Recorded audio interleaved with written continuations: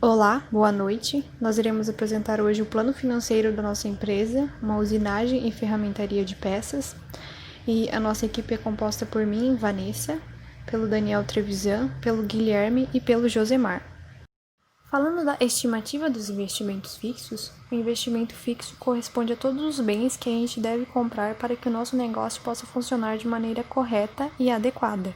Aqui no item A nós vemos as máquinas e equipamentos, onde teremos 2 tornos mecânicos convencionais, 2 fresas CNC, uma esmerilhadeira, uma furadeira de bancada, um jogo de machos ou alargadores, 2 morsas, um jogo de ferramentas de rebarbação do tipo lima rotativa e outro lima do tipo agulha, onde fecharemos com um subtotal de cerca de R$250 mil. Para o tipo B, temos os móveis e utensílios, onde teremos mesas, cadeiras para escritórios, computadores, impressora multifuncional e bancadas para corte e rebarbação, fechando num total de cerca de R$25 mil. Já para veículos, consideramos um carro Fiat Strada no valor de R$25 mil. E por fim, o total dos investimentos fixos, a soma dos itens A, B e C, fecham em cerca de R$300 mil. Olá, sou o Daniel e irei falar sobre o capital de giro. O capital de giro é o montante de recursos necessários para o funcionamento normal da empresa, compreendendo a compra de matéria-primas ou mercadorias, financiamento das vendas e o pagamento das despesas. Foi realizada a estimativa do estoque inicial. O estoque inicial será composto de alguns materiais que possuem maior saída e são mais solicitados pelos clientes. Não será mantido um estoque elevado de matéria-prima, pois todos os produtos vendidos possuem dimensões e especificações diferentes.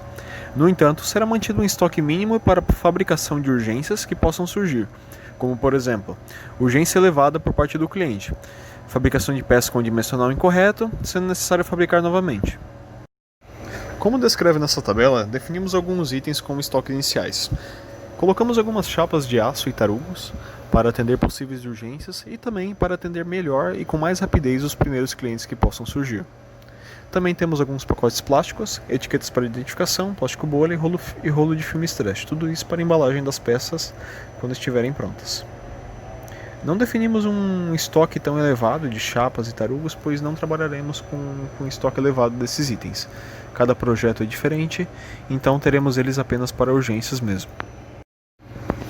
Para gerarmos o caixa mínimo, fizemos o cálculo do prazo médio de vendas, definimos 3 prazos que serão os mais utilizados, sendo 60% em 28 dias, 30% em 35 e 10% em 60 dias, e também realizamos a média ponderada, o que totalizou num prazo médio de 33 dias. Realizamos também o cálculo do prazo médio de compras, definimos 4 prazos, sendo o primeiro 40% em 30 dias, 30% em 35, 20% em 45 e 10% em 55 dias, gerando assim um prazo médio total de 37 dias de compra. Definimos como necessidade média de estoque 15 dias, também realizamos o cálculo da necessidade líquida de capital de giro em dias, sendo contas a receber prazo médio 33 dias, estoque 15 dias, sendo um subtotal de 48, sobre recursos de terceiros no caixa da empresa. Os fornecedores, prazo médio de compra 37, gerando um subtotal de 37 dias, e a necessidade líquida de capital de giro 11 dias. Com todas essas informações, conseguimos chegar no caixa mínimo necessário.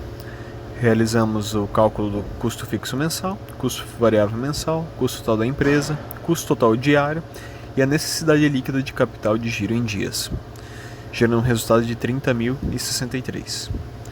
Fizemos um resumo, sendo o estoque inicial necessário de 2.105, um caixa mínimo de 30.063, conforme informado anteriormente, gerando um total de 32.168. Para investimentos pré-operacionais, temos todos os gastos antes do início das atividades da empresa.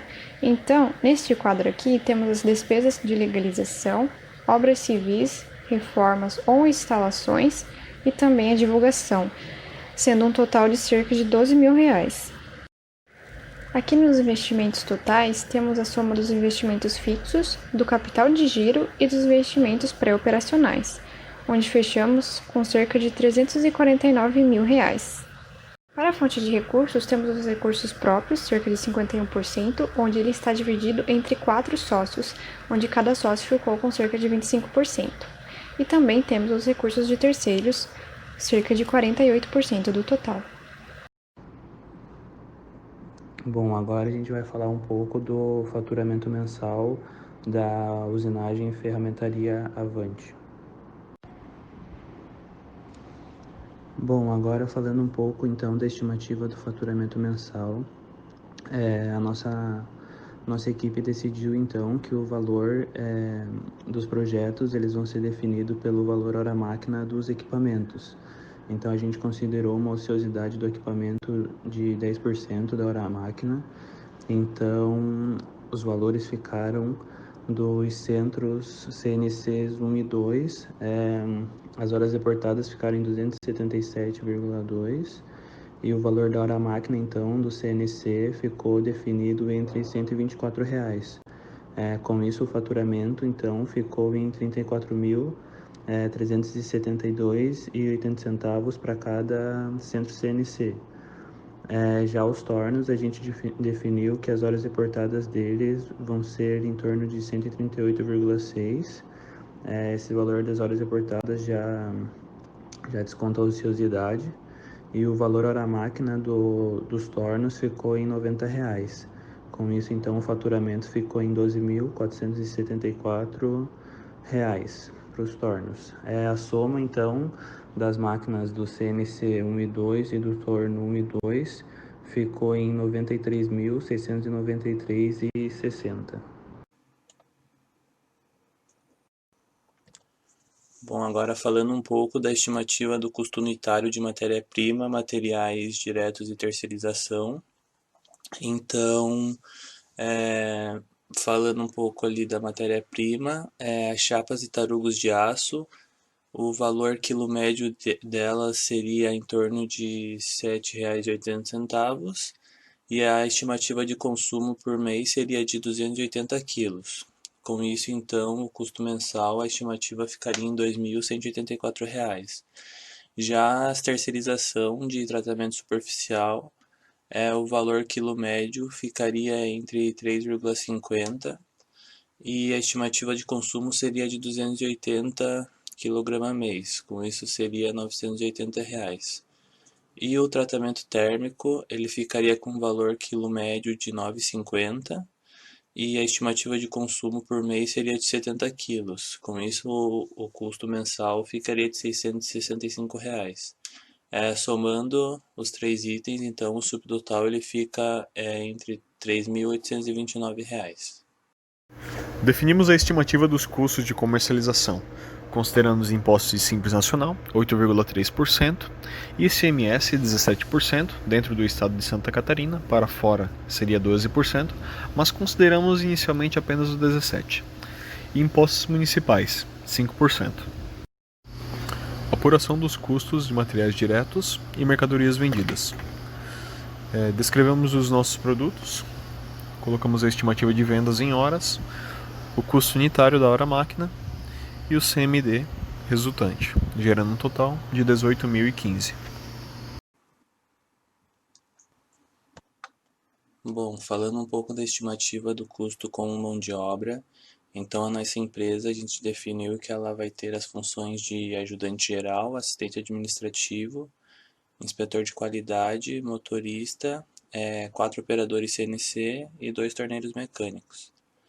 Então o salário mensal de cada um ficou que o do ajudante geral vai ser R$ 1.300, o do assistente administrativo R$ 1.782, do inspetor de qualidade R$ 2.100, do motorista R$ 1.785, do operador CNC R$ 2.233 e do torneiro mecânico R$ 2.658. A porcentagem de encargo sobre esse salário a gente colocou de 33,77%. Então, daí, fazendo a conta do encargo sobre o salário e somando todas as funções, o subtotal que a gente teve com custos de mão de obra ficaria estimado em R$ 28.379,30. Bom, agora falando um pouco da estimativa do custo com depreciação. Então, os ativos relacionados à nossa usinagem, a gente definiu que seria torno mecânico, fresadoras, empilhadeiras, furadeira de bancada, jogo de marcha, largadores, morsa, jogo de ferramentas de rebarbação, jogo de ferramentas de rebarbação também do tipo agulha, mesas, cadeiras para escritório, computadores, impressora multifuncional, uma bancada para corte e rebarbação, e a gente definiu um carro que seria o Fiat Strada de 2013. Então, ali tem o valor de cada bem e a gente usou uma vida útil em anos, na maioria dos ativos fixos de 5 anos, porém no torno mecânico e na fresa, que são valores maiores, a gente estipulou uma vida útil de 15 anos. Então, calculando a depreciação em cima dessa vida útil, a gente chegou num subtotal mensal de depreciação de R$ 2.296,90. Aqui temos a estimativa dos custos fixos operacionais mensais, onde são os gastos que não se alteram em função do volume de produção ou quantidade vendida. Então, aqui nessa tabela temos os custos como aluguel, condomínio, IPTU, água, energia elétrica, telefone, Prolabore, onde esse valor está sendo multiplicado por 4 sócios. Além disso, também a manutenção dos equipamentos, os salários, material de limpeza e de escritório, combustível, algumas taxas diversas, serviços de terceiro considerando os tratamentos térmicos e superficiais e, além disso, a depreciação. Com isso, temos um total de cerca de R$ 63.900. E agora, para finalizar, eu vou apresentar aqui o demonstrativo dos resultados da nossa empresa. Aqui nós temos uma tabela com todos os custos, com o faturamento, com os ganhos antes dos impostos, tributação, depreciação e amortização das dívidas. Aqui nós temos o investimento inicial da empresa, contando com capital de giro, investimento inicial, investimento pré-operacional, todos esses custos aí.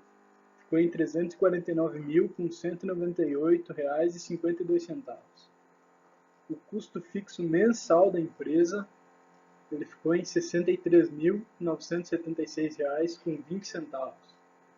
O CMV, custo de mercadoria vendida, que entra com o custo variável mensal, foi de R$ 18.015,23. O faturamento mensal ficou em R$ 90.664,40. Os ganhos antes do imposto, tributação, depreciação e amortização ficou tudo em R$ 11.702,17. Os impostos federais, estaduais e municipais que incidem sobre o EBITDA ficaram em R$ 3.545,76. E os lucros líquidos após a redução dos impostos pagos ficaram em R$ 8.000,156,41. Todos esses resultados aí trouxeram pelo cálculo do ponto de break-even, que seria o ponto de equilíbrio do negócio, que seria atingido em 43 meses. O ponto de equilíbrio financeiro é um índice percentual que marca o ponto em que as vendas criam receitas que se igualem às despesas e os custos de uma operação. A partir do ponto de equilíbrio, a companhia passa a aferir o lucro. O ponto de equilíbrio na nossa empresa foi atingido em 91,3% do faturamento mensal estimado. Já a lucratividade é uma medida que associa o lucro líquido à receita total, para indicar qual é o ganho da empresa em relação às vendas realizadas. Se o lucro é expresso por meio de um valor nominal, como vimos antes, a lucratividade é mostrada em porcentagem sobre a receita bruta. A lucratividade da nossa empresa é de 8,71%. Enquanto a lucratividade relaciona o lucro líquido com a receita total do negócio, a rentabilidade associa o mesmo lucro ao valor investido no empreendimento, para saber se vale mesmo a pena abrir esse negócio. A rentabilidade na nossa empresa é de 2,34% ao mês. O prazo de retorno de investimento, break-even ou ponto de equilíbrio em português, é o termo que indica que o lucro líquido da empresa sobrepõe os investimentos totais iniciais, ou seja, o ponto em que a empresa se paga, onde não se tem nem lucro nem prejuízo no investimento. No caso do nosso empreendimento, o break-even é atingido em 43 meses.